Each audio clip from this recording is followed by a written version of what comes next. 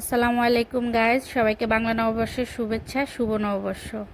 আজকে আপনারা দেখেই বুঝতে পেরেছেন জান্নাত কিচেন হাউজে আজকে কি তৈরি হবে। হ্যাঁ গাইজ, আজকে তৈরি হবে কাঁচা আম ভর্তা বা কাঁচা আম মাখা। আমি এখানে কয়েকটি কাঁচা আম নিয়েছি আর নিয়েছি লবণ, বিট লবণ, গুঁড়ামরিচ এবং শুকনো মরিচ। তো গাইজ, আমি আগে আমের খোসাগুলো ভালো করে ছাড়িয়ে নিব। তারপরে আমি আমগুলোকে ভালো করে ধুয়ে নেব। আমি আমগুলোকে ভালো করে ধুয়ে নিচ্ছি। এবার আমি পিলারের সাহায্যে আমগুলোকে পাতলা পাতলা করে কুচি করে নেব।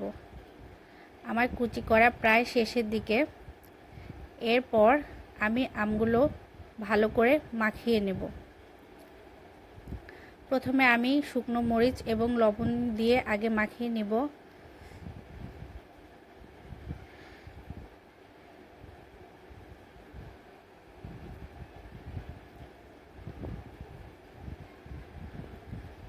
এরপরে আমি পরিমাণ মতো বিট লবণ এবং পরিমাণ মতো গুঁড়ো মরিচ দিয়ে নেব।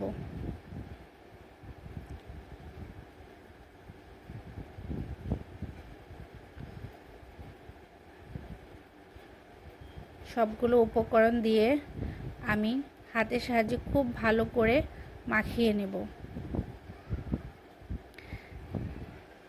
হ্যাঁ গাইস, টক জিনিস দেখলে আর যাই হোক জিভে জল কিন্তু আটকে রাখা যায় না। তো আপনাদের যদি আমার আম ভর্তা দেখে জিভে জল চলে আসে, তাহলে এক্ষুনি বানিয়ে ফেলুন কাঁচা আমের ভর্তা বা আম মাখা।